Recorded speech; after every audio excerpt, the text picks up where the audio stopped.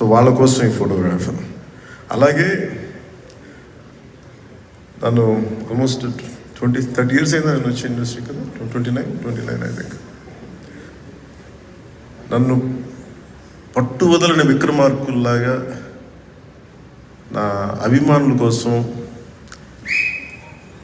అలాంటి అభిమానులని ఇద్దరి కోసం నేను ఈ గన్ వీళ్ళ కోసం పట్టుకుంటున్నాను.